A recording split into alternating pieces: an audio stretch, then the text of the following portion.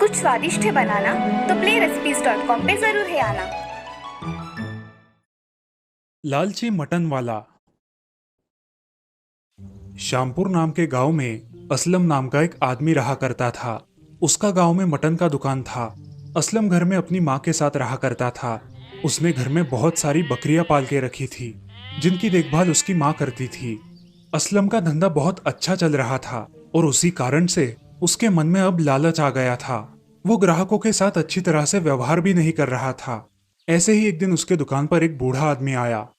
अरे असलम, मुझे 1 kilo mutton चाहिए था बेटा। अरे चाचा, आप ले जाइए, आपका ही तो दुकान है। अरे बेटा, मेरे घर मेहमान आने वाले हैं, इसलिए मुझे 1 किलो मटन चाहिए था, मगर मेरे पास पैसे नहीं है बेटा। चाचा, मैं पैसों के बिना कोई काम नहीं करता, आपको तो पता ही है ना। हाँ बेटा, मुझे पता है, मगर मेरे पास अभी पैसे नहीं है। मैं कल या परसों तुम्हें दे दूंगा। चाचा, मैं तुम पे विश्वास कैसे कर लूं? बेटा, तुम्हारा मुझ पर विश्वास नहीं है तो ये लो, ये मेरे हाथ की अंगूठी तुम्हारे पास रख लो। जब तक मैं तुमको पैसे वापस नहीं करूंगा तब तक ये अंगूठी तुम तुम्हारे पास ही रखो। ठीक है चाचा, ये लो आपका मटन। जब तक आप पैसे नहीं लाएंगे आपकी ये अंगूठी मेरे पास रहेगी। हाँ बेटा। बूढ़ा आदमी वहां से चला जाता है। असलम हर रोज किसी ना किसी को अपनी दुकान में कम मटन देकर उसे फंसाता था। उसका धंधा अब बहुत अच्छे से चलने लगा था। ऐसे ही एक दिन उसकी दुकान पर एक छोटा लड़का आया। चाचा, मेरी माँ ने मुझे आपके यहाँ से 1 किलो मटन लाने भेजा है। अभी देता हूँ। बेटे, इतने दिनों से तुम दुकान पर नहीं आए? हाँ चाचा, हम गांव गए थे। अच्छा। उस लड़के के साथ बातें करते करते असलम ने उसके मटन में से थोड़ा सा मटन कम करवा दिया। उस छोटे लड़के को इस बात का पता भी नहीं चला। ये लो तुम्हारा मटन। ऐसे ही बहुत दिन बीत जाते हैं। अब असलम अपने काम में बहुत माहिर हो जाता है। ये बात लोगों को समझ नहीं आ रही थी और इधर असलम का धंधा बहुत अच्छे से चल रहा था। ऐसे ही एक दिन उसके दुकान पर उनके गांव के एक बहुत अमीर आदमी रामदास का नौकर मटन की ऑर्डर देने आया। अरे असलम, हमारे मालिक के घर बहुत बड़ी पार्टी रखी हुई है, उसके लिए हमें 40 किलो मटन चाहिए, क्या मिल सकेगा? हाँ हाँ भाई, क्यों नहीं मिलेगा। अरे मैंने सब दुकानों में जाकर देखा, मगर मुझे इतना सारा मटन कोई नहीं दे सकता। मैंने तुम्हारा नाम सुना और तुम्हारे पास चला आया। भाई, आप बिल्कुल सही जगह पर आए हो। आपको जितना मटन चाहिए उतना मैं दूंगा, बस किस दिन और कब चाहिए मुझे बता दो। परसों के दिन सुबह ही चाहिए। ठीक है, मिल जाएगा आपको। आप आपका पता मुझे लिख कर दो। नौकर ने अपने मालिक का कार्ड उसको दिया। ये लो, इस जगह टाइम से पहुंच जाना और ये तुम्हारा एडवांस। बाकी के पैसे मटन लाने के बाद दे दूंगा। ठीक है भाई, मैं टाइम से पहुंचा दूंगा। अब वो नौकर वहां से चला गया। असलम बहुत खुश हो गया और ये खुश खबर घर जाकर उसने अपने माँ से बताई। अरे माँ, मैं आज बहुत खुश हूँ। मुझे एक बहुत बड़ा मटन का ऑर्डर मिला है। मुझे 40 किलो मटन पहुंचाना है। ये तो बहुत अच्छी बात है, अब तैयारी में लग जाओ। हाँ माँ। 2 दिनों बाद सुबह ही उठकर असलम सारा मटन काट कर रखता है। उसे नापने लगता है और उस 40 किलो मटन से 5 किलो मटन बाजू में निकाल कर रखता है। अब सिर्फ 35 किलो मटन बच गया था। मैंने आज तक इतने सारे झोल किए हैं, मगर किसी को कुछ पता नहीं चला। क्यों ना इस बार थोड़ा बड़ा झोल कर दूं? अब असलम मटन लेकर उस नौकर ने दिए हुए पते पर चला गया।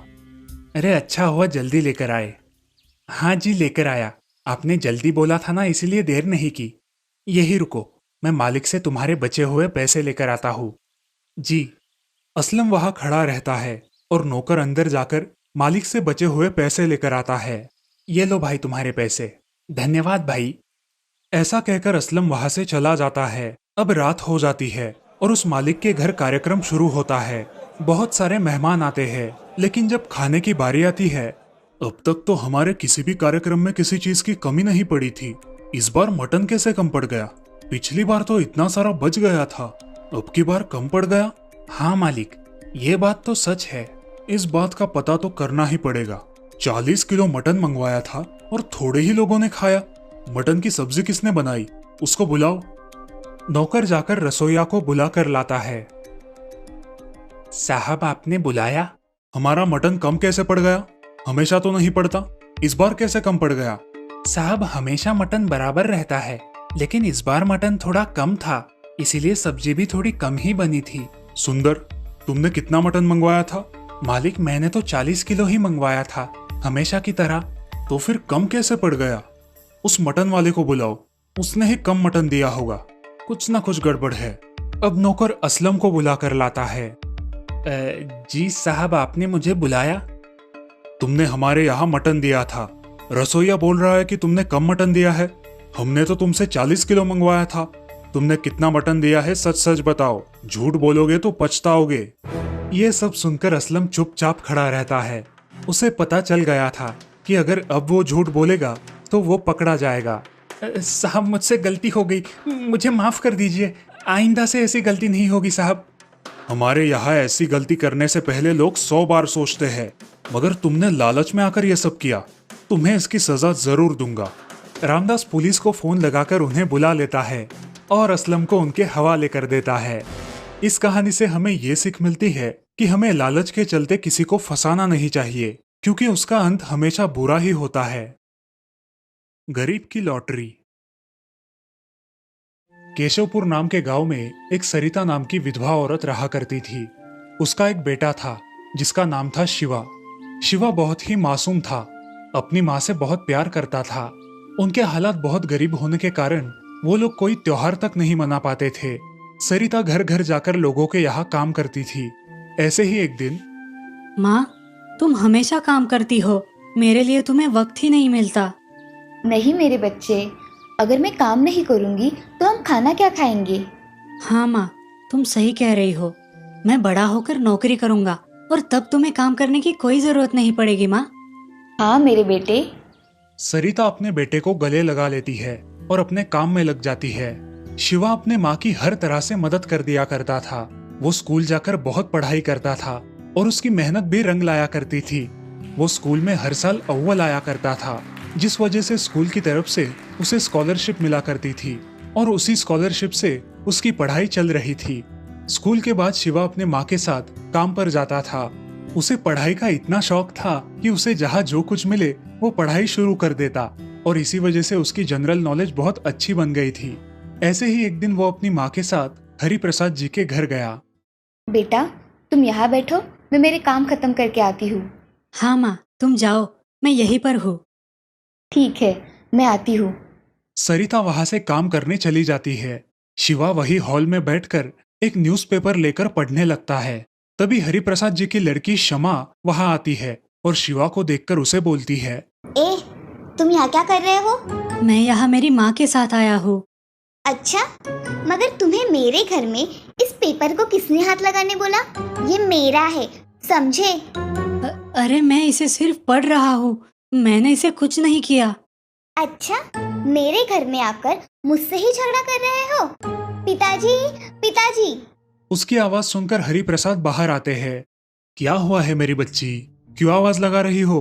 पिताजी, ये देखो, मेरे घर में आकर मेरा न्यूज़पेपर पढ़ रहा है और मैंने पूछा तो बोलता है कि मैंने कुछ नहीं किया। ए लड़के, तुम यहाँ कैसे आए? किसके साथ आए हो? मैं मेरी माँ के साथ आया हूँ। ये सब बातें सुनकर सरिता भी हॉल में आ गई। क्या हुआ है साहब? ये लड़का कौन है और मेरे घर में क्या कर रहा है? जी साहब, ये मेरा बेटा है और ये घर पे अकेला था, इसीलिए मैं इसे साथ लेकर आई। माँ मैं सिर्फ ये न्यूज़पेपर पढ़ रहा था, मैंने कुछ नहीं किया माँ। शिवा सरिता के पास जाकर खड़ा हो गया। जी मेरा लड़का आज के बाद कभी भी आपके यहाँ न्यूज़पेपर नहीं पढ़ेगा। यही उसके लिए ठीक होगा। सरिता अपने बेटे शिवा को लेकर वहां से चली जाती है। कुछ दिनों बाद शिवा के स्कूल में रिजल्ट आता है। उनकी 5वीं कक्षा में शिवा अव्वल आया था और हरिप्रसाद की बेटी तीसरे नंबर से पास हुई थी। उसी दिन सरिता अपने बेटे को लेकर हरिप्रसाद के घर काम करने गई। बेटा, इधर किसी भी चीज को हाथ नहीं लगाना, आज मैं जल्दी काम खत्म करके आऊंगी, ठीक है? हाँ माँ, मैं किसी भी चीज को हाथ नहीं लगाऊंगा। मैं काम खत्म करके आती हूँ। ऐसा कहकर सरिता वहां से चली गई। शिवा चुपचाप वहां एक कोने में खड़ा रहा। कुछ देर बाद शमा के कुछ दोस्त उसके घर आए सब लोग हंसी मजाक करने लगे और शमा का स्कूल में तीसरा नंबर आने की वजह से शमा ने एक केक काटा। आओ दोस्तों, चलो मिलकर हम केक कट करते हैं। शमा और उसके सारे दोस्त केक खाने लगे। कोने में खड़ा शिवा ये सब देख रहा था। तभी उसकी माँ काम खत्म करके वहां आई। चले बेटा घर, बहुत देर हो रही है। माँ, मुझे भी केक चाहिए। चलो बेटा, ये केक हमारे लिए नहीं है। मगर माँ, उन्होंने तो वो केक कुत्ते को भी खिलाया, मगर मुझे एक टुकड़ा भी नहीं दिया। नहीं मेरे बच्चे, जब मेरे पास पैसे आ जाएंगे तब मैं खुद मेरे बच्चे को केक खरीद कर दूंगी। सच में माँ? हाँ मेरे बेटे, चलो अब घर। हाँ माँ। अब शिवा और सरिता घर जाने के लिए निकलते हैं। घर जाते जाते रास्ते में एक छोटा बच्चा सरिता के पास आता है और उसे कहता है, माँ जी, आप एक लॉटरी का टिकट ले लीजिए ना, सिर्फ 1 रुपए का है, ले लीजिए ना। माँ, ले लो ना लॉटरी का टिकट। ठीक है, दे दो। सरिता उस बच्चे को 1 रुपया देकर उससे वो टिकट खरीद लेती है और शिवा और सरिता घर जाते हैं। घर जाकर सरिता उस टिकट को भगवान के सामने रखती है और घर के काम करने लग जाती है। शिवा मन ही मन भगवान से प्रार्थना करता है, हे भगवान, तुम हमेशा सबकी सुनते हो, आज मेरी भी सुन लो, मुझे ये लॉटरी का टिकट लगने दो। दूसरे दिन सरिता अपने घर के काम खत्म करके शिवा को लेकर फिर से हरिप्रसाद के घर जाती है। उस दिन भी शिवा की नजर एक न्यूज़पेपर पर पड़ती है, लेकिन उसे पिछली बार का किस्सा याद था, इसीलिए वो चुपचाप एक कोने में खड़ा हो गया। तभी हरिप्रसाद की बेटी शमा वहां आई और उससे कहा, ए शिवा, इधर आओ, मेरे ये खिलौने भरकर एक जगह रख दो। आया। अरे कितना टाइम लगाते हो? शमा सोफे पे बैठकर न्यूज़पेपर पढ़ने लगी। तभी उसकी नजर एक लॉटरी के टिकट पर गई और उसने अपने पिताजी से कहा, पिताजी, मैंने आपसे कहा था ना कि कल एक लॉटरी का टिकट ले लो, मगर आपने नहीं लिया। देखो 11223 नंबर को लॉटरी लगी है पिताजी। अच्छा बाबा, कल लेकर दूंगा, ठीक है? जी पिताजी। ऐसा कहकर शमा न्यूज़पेपर पढ़ने में व्यस्त हो गई। तभी शिवा ने अपने साथ लाया वो लॉटरी का टिकट निकाला और उस पर जो नंबर था वो देखा और उसे वही नंबर दिखाई दिया जो उस न्यूज़पेपर में था। उसने तुरंत अपनी माँ को आवाज लगाई, माँ जल्दी इधर आओ। शिवा की आवाज सुनकर सरिता जल्दी जल्दी बाहर आ गई। उसने शिवा के हाथ में वो लॉटरी का टिकट देखा और कहा, अरे क्या हुआ है शिवा, ऐसे आवाज क्यों दी बेटा? अरे माँ, हमें लॉटरी का टिकट लगा है, अब तुम्हें काम करने की कोई जरूरत नहीं। क्या शिवा, ये सच है? हाँ माँ, ये सच है, और अब हमें किसी अमीरों के यहाँ नौकरी भी नहीं करनी पड़ेगी। चलो माँ यहाँ से। हाँ चलो सेठ जी, मैं आती हूँ। ऐसा कहकर सरिता और उसका बेटा शिवा वहाँ से चले जाते हैं। शमा और हरिप्रसाद उन दोनों की ओर देखते ही रहते हैं। उन लॉटरी के पैसों की मदद से सरिता एक अच्छा घर बनवा लेती है, अपने बेटे शिवा की सारी जरूरतें पूरी करती है, उसे उसका मनचाहा केक भी खिलाती है। अब सरिता को काम करने की कोई जरूरत नहीं बची और वो अपने बेटे के साथ हंसी खुशी रहने लगी। इस कहानी से हमें ये सीख मिलती है कि हमें किसी की गरीबी का मजाक नहीं उड़ाना चाहिए, सबको सम्मान देना चाहिए। श्यामलपुर नाम के गांव में सुहानी नाम की एक लड़की अपने माँ बाप और भाई के साथ रहती थी। गांव के सारे लोग उसके पिता समर सिंह और माता लक्ष्मी देवी का बहुत आदर किया करते थे। उनकी खेती थी और उनका बेटा श्याम खेती में बहुत मेहनत किया करता था, लेकिन वो बहुत घमंडी था। उसे अपने आप पर बहुत गर्व था। उसे लगता था कि वो अकेला ही घर में कमाता है। सुहानी घर में छोटी होने के कारण कुछ नहीं बोलती थी, मगर उससे जितना हो पाए उतना काम किया करती थी, अपने माँ बाप की सेवा करती थी। ऐसे ही एक दिन गांव के कुछ लोग समर सिंह के साथ बातें कर रहे थे। अरे भाई समर सिंह, इतने दिन अपनी बेटी को घर में कवारी बिठा कर रखेगा, उसका ब्याह नहीं करना क्या? अरे करना है ना भाई, बस कोई ढंग का रिश्ता मिल जाए, फिर सुहानी के हाथ पीले करवा दूंगा। हाँ भाई, वो भी सही है, फिक्र मत कर, हम है ना, हम ढूंढेंगे तुम्हारे लड़की के लिए रिश्ता। धन्यवाद भाइयों, आप हो तो मुझे किसी बात की चिंता नहीं। समर सिंह मन ही मन सोचता है, मेरे गांव के लोग कितने अच्छे हैं, मेरी आधी चिंता तो ऐसे ही मिटा दी। मैं बड़ा खुशनसीब हूँ कि इस गांव में पैदा हुआ। अब समर सिंह घर पहुंचता है और घर जाकर अपनी पत्नी से कहता है, लक्ष्मी सुनती हो, जरा बाहर आओ, तुमसे कुछ बात करनी है। जी क्या हुआ है, आपने आवाज लगाई, क्या बात है? अरे लक्ष्मी, मैं सोच रहा हूँ कि अपने सुहानी के हाथ पीले कर दूं, क्या कहती हो? जी आपने सोचा है तो ठीक ही होगा। कुछ दिनों बाद सुहानी के लिए एक अच्छा रिश्ता आता है। सरपंच जी ये बात बताने के लिए समर सिंह के घर जाते हैं। समर सिंह जी, आपकी बेटी सुहानी के लिए मुझे एक अच्छा रिश्ता मिला है। अगर आपकी अनुमति हो तो मैं बात आगे बढ़ाऊं? अरे ये तो बहुत अच्छी बात है सरपंच जी, आप रिश्ता लेकर आए हो तो अच्छा ही होगा। तो मैं लड़के वालों को देखने के लिए बुलवा लूं? हाँ सरपंच जी, बुलवा लीजिए, हम कल ही मुंह दिखाई करेंगे। आप लड़के वालों को बोल दीजिएगा। अगले ही दिन मुंह दिखाई का कार्यक्रम होता है। लड़के वालों को सुहानी बहुत पसंद आती है। उन लोगों की हाँ सुनकर समर सिंह अपनी बेटी की शादी करवा देता है। शादी होने के बाद सुहानी अपने ससुराल चली जाती है। उसका स्वभाव देखकर ससुराल वाले बहुत खुश है। सुहानी कुछ ही दिनों में घर के कामों में माहिर बन जाती है, मगर उसकी ये खुशियां बहुत दिन तक टिक नहीं पाती। उसकी जिंदगी में एक बहुत बड़ा तूफान आता है। शादी के कुछ दिन बाद ही उसका पति एक हादसे में मारा जाता है। सुहानी के जिंदगी में अंधेरा छा जाता है। कुछ दिन ससुराल रहने के बाद वो अपने मायके चली आती है, लेकिन उसके भाई शाम को ये बात पसंद नहीं आती। माँ, ये सुहानी हमारे घर कितने दिन रहने वाली है? इसे उसके ससुराल जाना चाहिए। अरे तुम्हें क्या तकलीफ है? इस घर पर जितना हक तुम्हारा है उतना ही सुहानी का भी है, समझे? अच्छा, तो इस घर में अब उसका भी हक है, उसके ससुराल में उसका कोई हक नहीं क्या? माँ, मेरी वजह से आप लोग झगड़ा मत किया करो। अगर मेरी वजह से घर वालों को तकलीफ हो रही है तो मैं यहाँ से चली जाती हूँ। हाँ वही सही होगा, तुम्हारे लिए भी और हमारे लिए भी, समझी? सुहानी, तुम्हारी वजह से हमारे घर में कोई तकलीफ नहीं हो रही है। अगर किसी को तकलीफ हो रही है तो वो इस घर से बाहर निकल जाए। कब से मैं ये विवाद सुन रहा हूँ। क्या चल रहा है शाम? तुम क्या बात कर रहे हो, तुम्हें पता भी है? हाँ पिताजी, सब पता है। मुझे मेरा हिस्सा चाहिए, बाकी का आप देख लो। और इस करमजली सुहानी के भाग्य में रोना ही लिखा है। वो रोती रहे, मुझे क्या, मैं किसी पर निर्भर नहीं हूँ।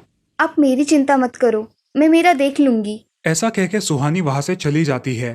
कल ही मैं पंचायत बुलवाकर घर के 2 बंटवारे करता हूँ, हर रोज का टेंशन तो नहीं रहेगा। वही सही रहेगा।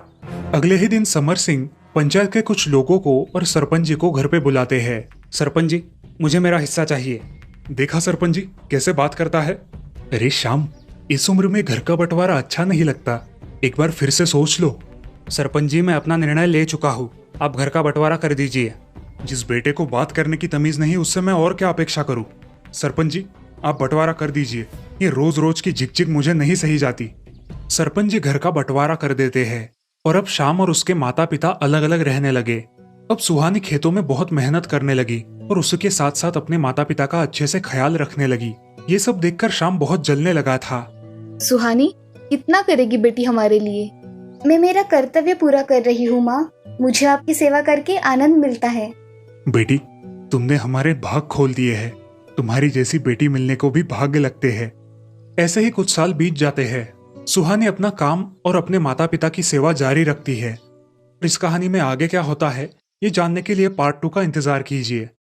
सुहानी अब गांव के खेतों में काम कर खूब मेहनत करने लगी। उसने अपने पूरे घर का जिम्मा अपने सिर पर उठा लिया और अपने माँ पिताजी को पूरा आराम दिया। वे दोनों अब घर पे ही रहने लगे। ऐसे ही एक दिन, अजी, हमारी सुहानी सोना है सोना, जो कितना भी घिसे खरा का खरा रहता है। हम तो सच में बहुत पुण्यवान हैं। हाँ तुम सच कह रही हो। आज तक हम समझते थे कि हमारा बेटा श्याम ही हमारे घर का दीपक है, हमारे घर का नाम रोशन करेगा। मगर जिसे हमने घर का दीपक समझा था वही घर का भेदी बन गया, और जिस लड़की को हमने कलंक समझा था वो हमारा नाम रोशन कर रही है। हाँ, आप सच कह रहे हो, हमारे सच में भाग खुल गए। चलो हम उसके लिए आज खाना पकाते हैं। आज हम मिलकर खाना बनाएंगे। हाँ, आज हम दोनों मिलकर खाना बनाते हैं। समर सिंह और लक्ष्मी मिलकर खाना बनाते हैं और सुहानी का इंतजार करने लगते हैं। शाम के समय सुहानी घर पर आती है। घर में खाना तैयार देख वो माँ से कहती है, माँ, मैंने तुमसे कितनी बार बोला है कि काम मत किया करो, मैं काम कर लूंगी ना, तुम क्यों तकलीफ उठाती हो? अरे बेटा, इसमें तकलीफ कैसी? अरे दिन भर तुम इतना काम करती हो, हमने इतना सा काम कर लिया तो उसमें कौन सी बड़ी बात है? माँ, आपने काम किया तो मुझे अच्छा नहीं लगता। मैं होते हुए आपको काम करना पड़े, मुझे अच्छा नहीं लगता। बस करो, चलो अब खाना खाते हैं, भूख लगी है। सब लोग खाना खा लेते हैं। सुहानी घर के सारे काम खत्म करके सो जाती है। अगले दिन सुबह जल्द ही उठकर वो अपना सारा काम कर लेती है। थोड़ी देर बाद उसके माँ को भी उठा देती है। उसके बाद वो अपने पिताजी को उठाने के लिए उनके पास गई। पिताजी, सुबह हो गई है, आपको उठना नहीं है क्या? अरे हाँ, उठना चाहता हूँ, मगर आज बहुत थकान लग रही है, बुखार भी है थोड़ा। आराम कर लेता हूँ। अगर आपको अच्छा नहीं लग रहा है तो हम अस्पताल में चलते हैं। आज आराम करके देखता हूँ, बाद में देखेंगे। तुम जाओ, अपने काम पर जाओ। माँ, अगर कुछ ज्यादा लगा तो मुझे बुला लेना। अब मैं चलती हूँ। अरे तुम जाओ बेटा, मेरी चिंता मत करो। हाँ बेटी, तुम जाओ, मैं हूँ यहाँ पे। अगर कुछ लगा तो बुलावा भेज दूंगी, ठीक है? जी ठीक है, मैं चलती हूँ। सुहानी घर से काम के लिए निकल गई, लेकिन यहाँ समर सिंह का बुखार उतरने का नाम ही नहीं ले रहा। लक्ष्मी ने एक बच्चे को सुहानी को घर बुलाने के लिए भेजा। सुहानी दीदी, काका को बहुत तेज बुखार आया है, तुम्हें घर पर बुलाया है। अच्छा, तुम चलो, मैं आती हूँ। ये बात सुनकर सुहानी दौड़ी दौड़ी घर चली आती है। घर आकर अपने पिताजी की हालत देखकर वो वहाँ से सीधे सरपंच जी के पास चली जाती है। सरपंच काका, मुझे आपसे जरा काम है। हाँ बोलो सुहानी बेटी, क्या बात है? काका, पिताजी को बहुत तेज बुखार है। आप मेरे साथ घर चलिए, हम उन्हें अच्छे अस्पताल में लेकर जाएंगे। ठीक है, चलो बेटी। सरपंच जी सुहानी के साथ उसके घर आते हैं। अरे सुहानी, इनका बदन तो बहुत गर्म है, हमें इन्हें अस्पताल लेकर जाना पड़ेगा। सरपंच जी गांव में फोन करके गाड़ी बुलवा लेते हैं और समर सिंह को अस्पताल लेकर जाते हैं। सुहानी भी उनके साथ चली जाती है। अस्पताल में डॉक्टर समर सिंह को देखते हैं। इनको मैं कुछ दवाइयाँ लिख के देता हूँ, उनसे इन्हें आराम पड़ जाएगा। अब आप इन्हें घर पे लेकर जाओ। धन्यवाद डॉक्टर साहब। सुहानी उसके पिताजी और सरपंच जी के साथ घर आती है। सुहानी अपने पिताजी को खाना खिलाकर दवाइयाँ देती है। 1-2 दिन ऐसे ही निकल जाते हैं, मगर समर सिंह पर उन दवाइयों का कोई असर नहीं होता। सुहानी फिर एक बार डॉक्टर को घर बुलाती है। डॉक्टर साहब, इनकी तबीयत में सुधार क्यों नहीं आ रहा है? जी, इन पे अब दवाइयों का कोई असर नहीं हो रहा। अब आप इन पर ज्यादा खर्चा मत कीजिए, इनकी उम्र हो गई है, इन पर दवाइयों का ज्यादा असर नहीं होगा। डॉक्टर साहब, आप ऐसा बोलोगे तो कैसे होगा? मैं वही बोल रहा हूँ जो समर सिंह जी का शरीर बता रहा है। ये बात सुनकर लक्ष्मी रोने लगती है। डॉक्टर वहाँ से चले जाते हैं और अब सुहानी बहुत सोच में पड़ जाती है, मगर उसे उसका फर्ज निभाना था। वो थोड़े थोड़े करके पैसे जमा करने लगी। समर सिंह की तबीयत में कोई सुधार नहीं आया। ऐसे ही एक दिन उनकी हालत बहुत खराब हो गई। सुहानी बेटा, सरपंच जी को बुला कर लाओ। जी पिताजी, अभी बुला कर लाती हूँ। सुहानी सरपंच जी को अपने घर ले आती है। अरे बोलो ना समर सिंह, तुमने बुलाया? सरपंच जी, मेरे जाने के बाद मेरे परिवार की जिम्मेदारी आपकी है। मेरी सुहानी का ख्याल रखना। अरे सुहानी तो मेरी भी बिटिया है, जब तक मुझ में जान है तब तक मैं उसका ध्यान रखूंगा, तू चिंता मत कर। सरपंच जी की ये बात सुनकर समर सिंह अपनी आंखें बंद कर लेते हैं, वो भी हमेशा के लिए। सुहानी और लक्ष्मी जोर जोर से रोने लगती है। सुहानी अपने भाई को बुलाने के लिए उनके पुराने घर जाती है। भैया, जो भी हुआ वो छोड़ दो, पिताजी का देहांत हो गया है, अब घर चलो। वो तो मेरे लिए बंटवारे के दिन ही मर गए थे। अपने भाई की ये बात सुनकर सुहानी चुपचाप अपने घर वापस लौट आई। उसने अकेले ही अपने पिताजी का सारा विधि किया। पिता के जाने के बाद सुहानी बहुत अकेली पड़ गई। धीरे धीरे उसकी माँ लक्ष्मी भी बीमार होने लगी। वो खाना भी नहीं खा रही थी। ऐसे ही एक दिन सुहानी ने अपनी माँ से कहा, अरे माँ, खाना तो अच्छी तरह से खाया करो, नहीं तो और बीमार पड़ जाओगी। अरे, और जीकर करना भी क्या है, तुम्हें देख के ही जी रही हूँ। ऐसे ही कुछ दिन बीत गए। एक दिन सुबह सुहानी उठकर काम करने में जुट गई और काम खत्म करने के बाद अपने माँ को उठाने के लिए गई, लेकिन उसकी माँ दुनिया से चल बसी थी।